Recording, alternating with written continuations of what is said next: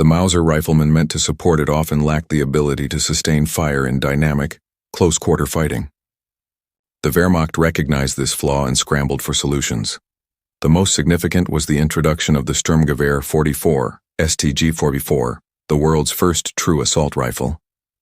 Chambered in an intermediate 7.92 33mm Kurz cartridge and feeding from a 30-round magazine, it gave individual infantrymen automatic capability without the bulk of a machine gun. In many ways, it was the weapon the Germans needed in 1941, not 1944. When STG-44s reached the front in limited numbers, reports were enthusiastic.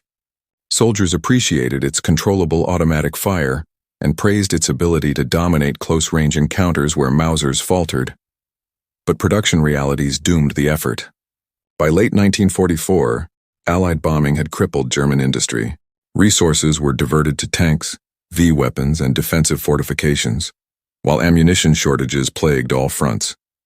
Only about 425,000 SG-44s were produced, far too few to equip an army of millions. Most German infantrymen went into their final battles still carrying Mausers, still working bolts and stripper clips against foes armed with bars and garons. The bar itself was not flawless.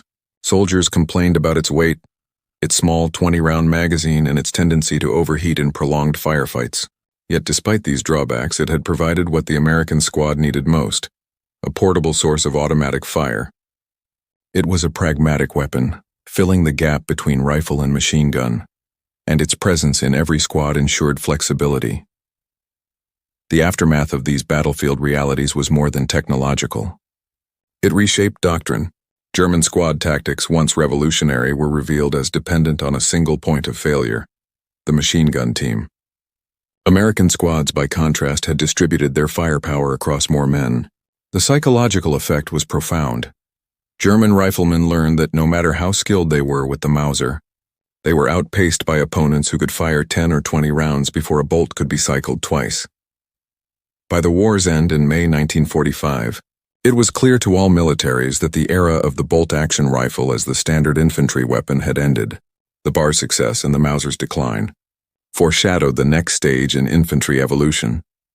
And while the German attempt at innovation came too late to change their fortunes, the lessons of the battlefield would echo into the post-war world, where new designs would emerge to carry forward the legacy of both weapons. When the guns finally fell silent in May 1945, armies around the world turned to study the lessons of the conflict.